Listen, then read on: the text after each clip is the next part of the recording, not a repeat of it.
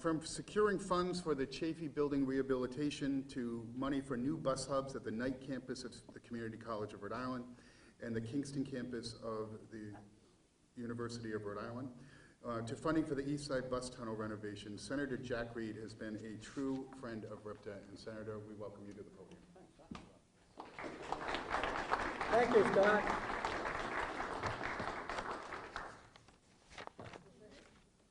First of all, this is the nicest bus station I've ever been in. This is really great. I want to thank and recognize Scott, not only for his introduction, but for his great leadership at RIPTA. Obviously, Governor McKee, thank you, sir, for your leadership. My colleagues in the delegation, we've all worked together in securing these federal resources. Senator Whitehouse, Congressman Langevin, Congressman Cicilline, Mayor Elorza, thank you for your detailed involvement in getting this job done. And a special word for Greg Nordine, because Greg, I think, did the bulk of the work making sure.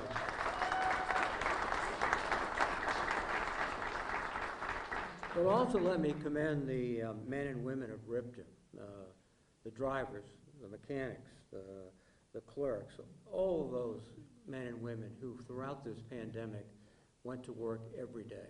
They were essential servants. They kept us moving.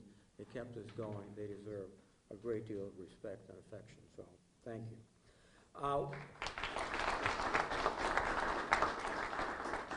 Today we're here to mark the completion of the Downtown Transit Connect, the DTC project. The DCT project was a vision to connect downtown on a regular basis and with passenger vehicles coming by, picking up folks every 5 minutes. And those who've been following the DC project have seen lots of twists and turns, to say the least. The original concept was a streetcar line with tracks in the ground, etc. Doing a little back-of-the-envelope calculation, that turned out to be a little bit too expensive, so round two.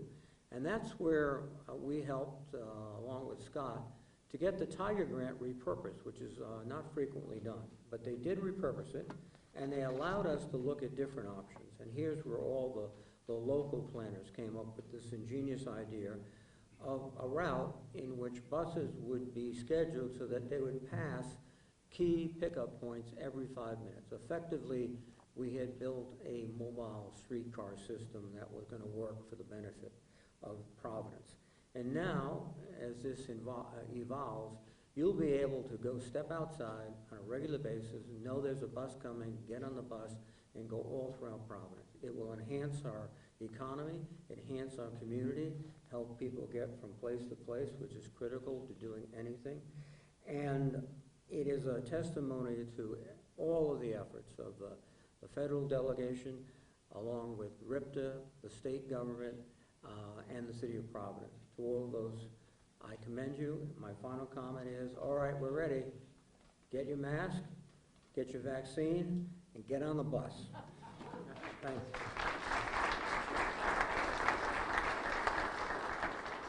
Thank you, Senator Reed.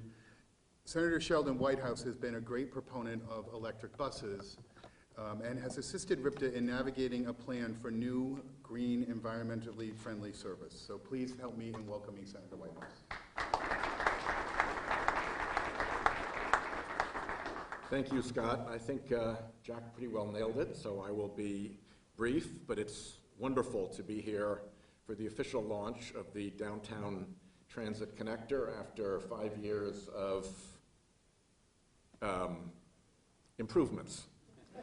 And delighted to be here with Scott, the CEO of RIPTA, with board members Norm Benoit and Bob Kells and Michelle Wilcox, and thank you to the whole RIPTA team, Greg included, thank you so much.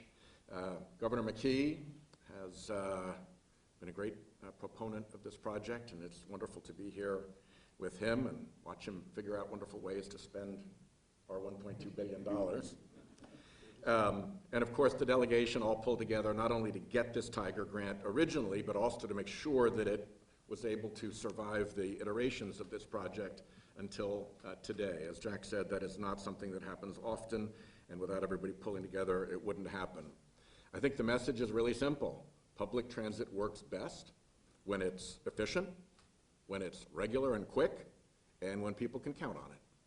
And if you don't have to wait long and you know it's going to be there, you can actually build your plan, your schedule, your life around it, and it becomes part of the infrastructure of our day and of our economic success. So thank you to all involved, much appreciated.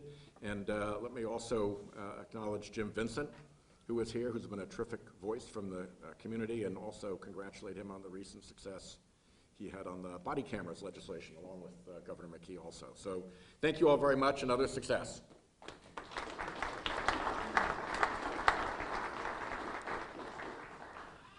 Thank you, Senator. So I don't believe that there has been one issue that Congressman Jim Langevin hasn't pushed for federal funding for RIPTA on. He has consistently stood by RIPTA and stood with us, and we welcome him to the podium for his comments.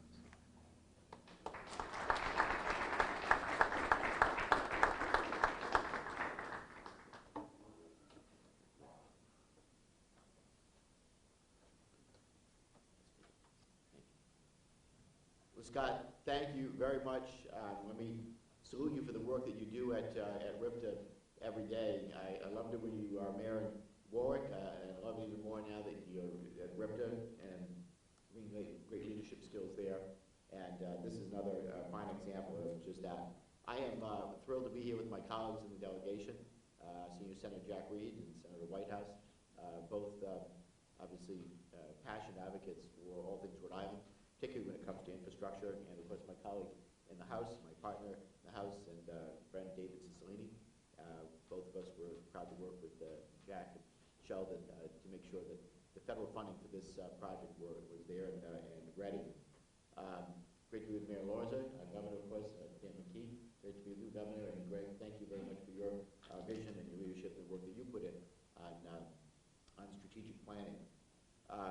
Let me just start off by saying it's just hard to believe that we were here 3 years ago with a groundbreaking project, and now you can all see the incredible work that RIPTA has accomplished.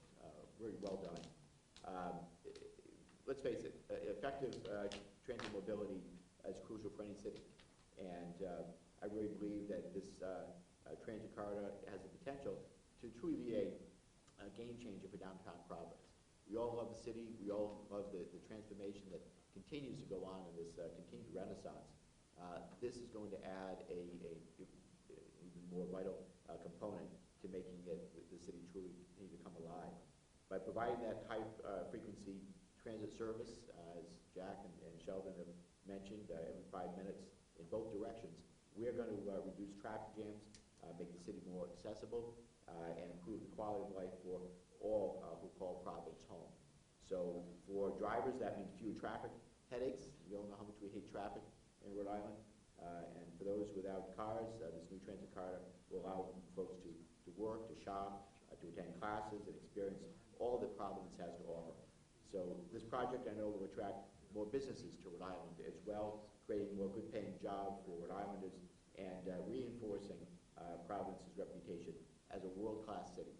So I can tell you that when I go to Washington, along with my colleagues, one of our top priorities is delivering to the people of Rhode Island. This is certainly no exception, and working with my colleagues in Congress alongside the city and state officials who are here and who we work with day in and day out, I'm really proud to help secure the and preserve the federal funding grant used for this very important project. And again, I just want to thank and salute all those who had a hand in making it a reality. So, Scott, congratulations again, and I'll turn the mic back over to you.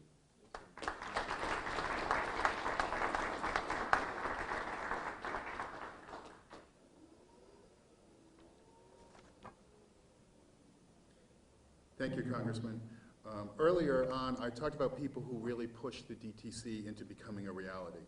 So the person who first envisioned a streetcar system when he was mayor was Congressman David Cicilline.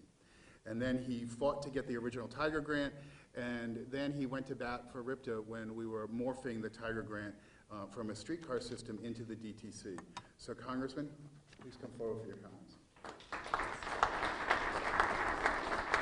Thank you, Scott. one of the challenges of being the junior member of the delegation is everything has been said, but not by everyone. First of all, it's great to be here with our senior senator, Senator Reed, and Senator Whitehouse, my senior colleague in the House, Congressman Langevin, of course, our governor. Great to be with you, Governor. And of course, the RIPTA CEO, Scott Avedisian. Thank you for your leadership. Mayor, thank you for your leadership on this issue, and of course, Greg, for the strategic thinking that you contributed to all this. But this is really exciting. I think it's an example of understanding how important it is that the state, local government, and the federal delegation work in partnership and really collaborate to make things happen.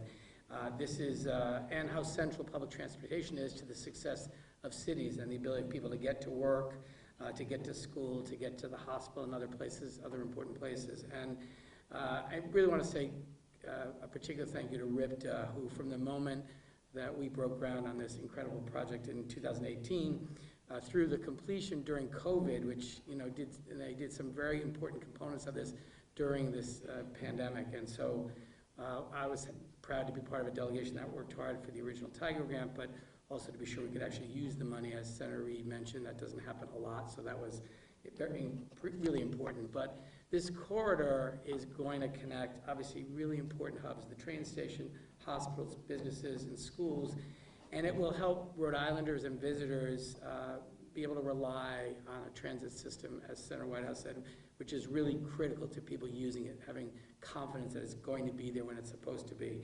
And so this is really exciting. I look forward to cutting the ribbon.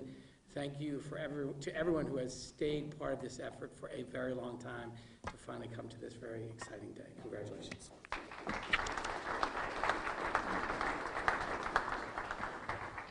Thank you, Congressman. Now on to Mayor Elorza. Without the strategic assistance from the City of Providence on bus-only lanes, traffic signal prioritization, traffic pattern changes, and many other issues, this project would not have been successful. Mayor, please join us and know that we particularly wish to thank Bonnie Nickerson for her dedication to this project. Yay for Bonnie Nickerson, for sure. Good afternoon, good morning, everyone, and thank you, everyone, for being a part of this project. I want to add my voice to the chorus as well and recognize our entire congressional delegation, Senators Reed and Senator Whitehouse, and Congressman Langevin and Congressman Cicilline. We are just so thankful and feeling so appreciative to have you all as a delegation working for and advocating for us in Washington. So thank you for everything that you do. I want to recognize Scott, of course, Governor Dan McKee, and your offices, and last but not least, Greg Norden as well. I also want to recognize Jim Vincent from the NAACP and everyone from the RIPTA board who's here. So I'll try not to be repetitive of what we just heard, but a couple of things. First, the long gestation period from when this Tiger Grant was first awarded till today. I also thank the previous administration, Mayor Taveras' administration, for applying for the grant and their vision in getting this ball rolling. The various iterations that we went through, every time that we tried to move in a different direction, all of the partners that came with a problem-solving lens, we thank you for that, and without that, we wouldn't be here today. This program, or this project, is important as the DTC, the DTC is all about connection. It's all about connectivity, and that's at the heart of this.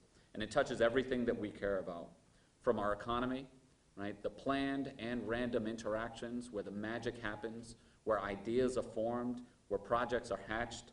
This will allow for that to happen, connecting people and places and people to each other. Creating community.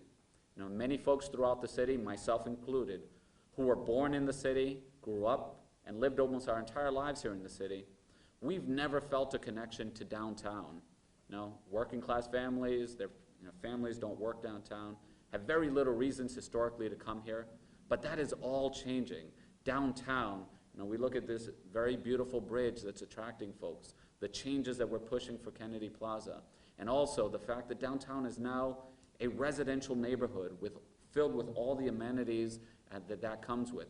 People are now connecting to downtown and feeling a part of what's happening here. So we want them to move as freely and as easily here. So make no mistake about it, this project is helping to create community and stitch all of Providence together. And finally, this project is important because it's designed around people and not cars. It also sustains and helps our sustainability goals towards the future. We want more people to park their cars or leave them at home and come to downtown and move across the city, be it on e-bikes, scooters, walking, on buses, or other forms of transportation. Now, we are a very walkable, bikeable, multimodal transportation, and I think that this is yet another amenity that folks have to think differently about how they get around and connect with our downtown and connect in our city.